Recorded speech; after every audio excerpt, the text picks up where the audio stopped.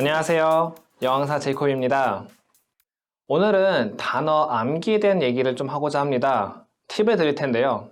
일단 이 강의는 영포자 혹은 단어를 외우기 힘들어하는 학생들을 위해 준비한 강의입니다.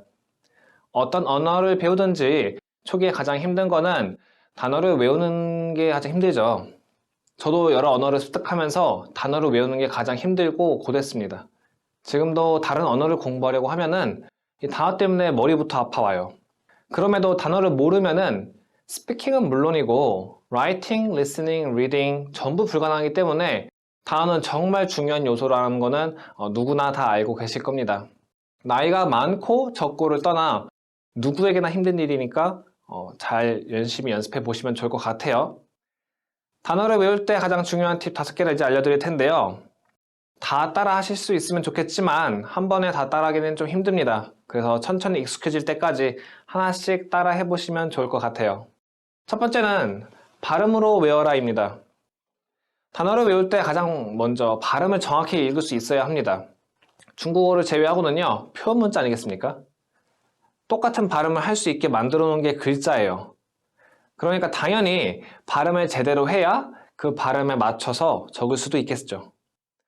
이런 당연한 얘기를 하지라고 생각하실 수도 있는데 처음 영어 공부를 하는 많은 수강생들이 하는 실수가 글자, 바로 알파벳으로 이제 단어를 외우는 겁니다.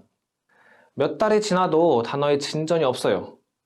이렇게 외우게 되면은 진전이 없기 때문에 너무 안타까운 상황인데 급하더라도 제발 알파벳으로 외우지 마시고 발음으로 외우시고 그 발음을 쓰는 연습을 해보셨으면 좋겠습니다. 이제 웬만한 단어들은 이 규칙을 따라갈 수 있을 거고 예외적인 발음이나 특이사항은 따로 조금씩 외워 나가시면 훨씬 더 빠르게 단어를 외우실 수 있습니다. 발음을 모르시는 분들을 위해서 제가 파닉스 책을 출판했습니다. 거기에 관한 녹음 파일도 유튜브에 업로드를 했으니까 아래 링크를 참고하시고 단어를 외울 때는 눈으로만 하지 마시고 발음에 맞춰서 글을 쓰는 연습을 해보셨으면 좋겠습니다. 두 번째는 형태 규칙 그리고 뜻의 규칙을 파악하라입니다. 단어는 규칙적이에요. 언어니까 당연하겠죠. 규칙성이 없는 언어를 어떻게 사람이 사용하겠습니까? 생각해 본 적이 없겠지만 한국어에도 규칙이 존재하고요. 영어에도 당연히 규칙이 있습니다. 이미 간단한 형태 규칙을 깨우친 학생도 있긴 하겠지만 꼭 한번 들어보셨으면 좋겠고요. 지금 말씀드릴 파트는 그래서 접미사와 접두사입니다. 예를 들어서 동사에 able, 다시 말해서 able 혹은 able을 붙는다면 동사에 able과 able을 붙인다면 어떤 뜻이 될까요? 그건 바로 그 동사를 할 수 있는 이라는 형용사의 뜻을 만들어 주고 싶다는 의미입니다. 그리고 또 그거를 명사로 또 바꾸기 위해서는 ability 그리고 ability라는 형태로 이제 바꿔서 사용할 수가 있어요. 이게 접미사를 활용하는 케이스라고 보시면 되겠습니다.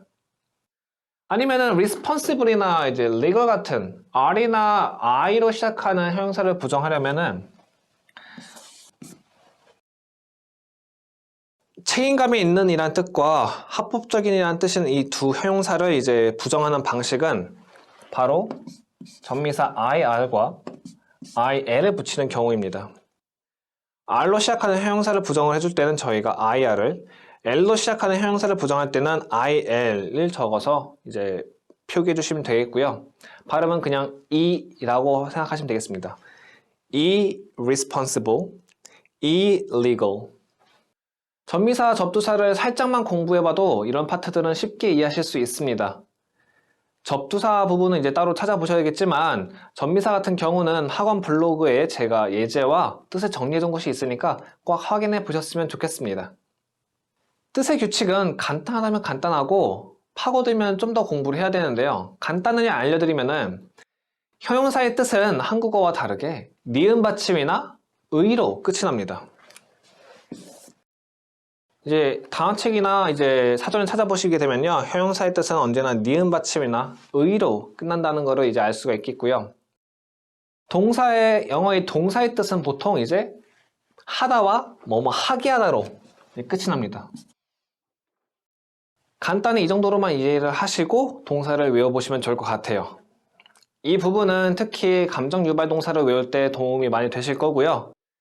동사의 뜻에 대한 공부는 문장의 형식이나 수동태, 사역동사를 배울 때 더 깊게 들어갈 겁니다. 만약 그래도 궁금하시다면 원론적으로 접근을 해서 왜 한국어에서는 서술어라고 하는 것을 영어에서는 동사로 말하는지 그 차이점에 대해서 어떤 차이점이 있는가를 공부해 보시면 좋겠습니다. 세 번째로 말씀드릴 거는 뜻의 규칙에 따라서, 다시 말해서 품사에 따라서 단어를 외워라 입니다. 이건 한 단어 안에 여러 품사의 뜻을 가지고 있기 때문이기도 합니다. 저 같은 경우에는 예전에 처음 영어로 대화를 할 때 그 단어가 동사인지 명사인지 헷갈려서 상당히 말실수를 많이 했는데요. 단어를 외울 때는 품사에 맞춰서 꼭 외워주셨으면 좋겠습니다. 그래야지 이제 그런 실수를 안 하실 테니까요. 예를 들어서 북이라는 단어를 보도록 하죠. 북은 책이라는 명사의 뜻을 가지고 있기도 합니다만 예약하다라는 동사의 뜻을 가지게 됩니다. 그렇다면은 이 예약하다라는 단어를 예약이라는 명사로 바꿔서 말을 하고 싶다면은 어떻게 말하시겠습니까? 이 북 자체는 이제 책이라는 명사밖에 없기 때문에 명사로 이제 예약이라고 말하고 싶으신 경우에는 북에 ing를 붙여서 booking이라는 단어로 바꿔서 표현해 주셔야 됩니다. 다음은 이제 present라는 단어를 보도록 할 텐데요. present. 이 단어는 이제 보통 선물이라는 뜻으로 많이 알고 계셔요. 그쵸? 형용사로는 이제 근데 현재의라는 뜻도 있고요. 그래서 현재 있는 혹은 참석한 이라는 뜻을 가지기도 합니다. 동사로는 제시, 제출하다, 혹은 보여주다, 공연하다와 같은 뜻을 나타내기도 합니다. 상당히 뜻이 다양한데요. 당연히 형용사를 명사로 바꾸는 방법과 동사를 명사로 바꾸는 방법이 달라요. 다시 말해서 현재나 참석, 존재라는 명사의 뜻으로 나타내고 싶으시다면은 이 단어를 presence라고 바꾸셔야 되고요. 이제 뒤에 enc가 붙는 단어를 보시면은 아까 이제 형태 규칙에서 말씀드렸듯이 이것도 전미사입니다. 그래서 형용사를 명사로 바꾸는 경우에는 enc로 바꿔주시면 되겠고요. 만약 제출, 발표, 공연과 같은 뜻으로 바꿔주고 싶으실 때는 이 present라는 동사를 presentation이라는 명사로 바꿔주실 수 있습니다. 그래서 이 present의 뜻이 뭐냐에 따라서 형용사일 때 present를 명사로 바꾸는 방법과 동사일 때 명사로 바꾸는 방식이 달라요. 그렇기 때문에 품사에 따라서 정확하게 외워주시는 연습을 하셔야 되겠고요. 네 번째로 말씀드릴 팁은요. 만약 한 단어 안에 2개 혹은 3개의 다른 품사의 뜻이 존재한다면 그 뜻은 언제나 관련이 있다는 겁니다. 어떤 수강생들은 단어를 외울 때 한 단어에 꼭 한 뜻만 외우더라고요. 상당히 나쁜 방식입니다. 이 두 뜻의 연관성을 생각해보면 외우기가 더 쉽기도 하고요. 꼭 그렇게 외우셔야 돼요. 예를 들어서 crowd라는 단어를 보도록 하죠. crowd는 일단 명사로 군중이라는 뜻입니다. 광장 같은 곳에 모이는 이미지죠. 그래서 이걸 동사로 사용한다고 하면요. 군중이라는 명사가 어떤 한 지점을 메운다고 해서 가득 메우다라는 동사로 사용을 합니다. 또한 이 가득 메우다라는 뜻을 나중에 저희가 다른 형식으로 또 바꿔서 사용을 하기도 합니다. 예를 들어서 가득 메워진, 다시 말해서 복잡한이라는 뜻을 표현하고 싶을 때 저희가 crowded라는 형용사로 만들어서 쓰기도 하죠. 그래서 제가 단어를 외울 때는요, 그 명사의 역할 혹은 그 이미지를 잘 생각해 본 다음에 그 뜻을 연관시키는 방식을 많이 사용을 합니다. 여러분도 꼭 한번 그렇게 외워보셨으면 좋겠고요. 두 번째로는 wash라는 단어를 보도록 하죠. wash. 기본적으로 이제 씻다라는 동사로 많이 알고 계실 텐데요. 명사로는 씻기라고도 합니다.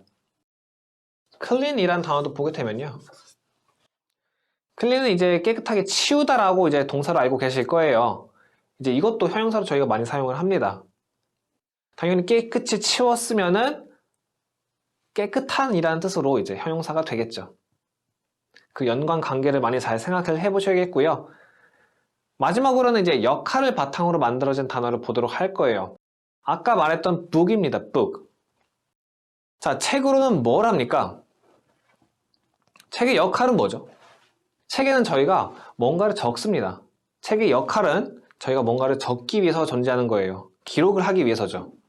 그래서 예전에는 기록을 하다라는 뜻으로 많이 쓰였다고 합니다. 그런데 1800년대부터 이걸 자리나 장소를 예약한 것에 대한 행위, 그 행위를 나타내는 말로 사용을 했고요. 지금은 예약하다라는 뜻으로 굳혀진 겁니다. 실제로 이제 호텔이나 레스토랑에서 일을 하다 보면요. 예약하다라는 뜻을 갖고 있는 reserve라는 단어 자체를 많이 쓰기보다는 물론 reserve를 reservation이나 reserved라는 다른 형태로 쓰긴 하지만 예약하다는 말을 해주고 싶을 때는요. reserve보다는 book을 압도적으로 많이 사용을 합니다. 이렇게 한 단어 안에 다른 품사의 뜻이 있다면 99%는 그 연관성이 있습니다. 책과 예약하다가 관계가 있는 것처럼요. 만약 어렵게 단어를 외웠는데 한 가지 상황에서 뜻 한 개밖에 못 쓴다고 하면 얼마나 낭비입니까? 단어를 최대한 활용하기 위해서 뜻도 품사에 맞춰서 나눠서 외워두시면 좋을 것 같아요. 영단어 하나에 뜻 하나씩 외우시는 분들은요. 정신 차리시고 나중에 후회하실 테니까 지금 처음 외우실 때 한 번에 완벽하게 외워두셨으면 좋겠습니다. 마지막으로 드릴 팁은요. 한국어의 뜻을 정확하게 이해하는 겁니다. 이건 특히 이제 어린 학생들에게 많이 해당하는 이야기이기도 한데요. 말도 안 되는 방식이긴 한데 많은 학생들이 영어와 한국어의 뜻은 매칭이 가능한데 그 한국어의 뜻이 뭔지를 몰라서 사용하지 못하는 경우가 되게 많습니다. 그냥 기계적으로 외우는 학생들이 10명에 한 3, 4명은 되는 것 같아요. 뜻을 모르니 이미지도 떠오르지 않고 그 단어를 금세 까먹습니다. 단어는 누구나 까먹습니다. 심지어 원어민도 까먹죠. 저희가 한국어를 까먹는 것처럼요. 반복적으로 보고 사용해 보지 않는 이상 계속 까먹는데요. 하지만 한 번 제대로 외워둔 단어는 쉽게 잊어버리지 않을 뿐더러 다시 금방 기억이 납니다. 외우면은. 필요할 때는. 그래서 처음에 어렵다고 너무 생각하지 마시고 알려드린 팁에 맞춰서 공부를 해 보셨으면 좋겠습니다. 저희는 다음 시간에 원래 강의로 돌아오도록 하고요. 오늘 공부하시느라 고생하셨습니다. 감사합니다.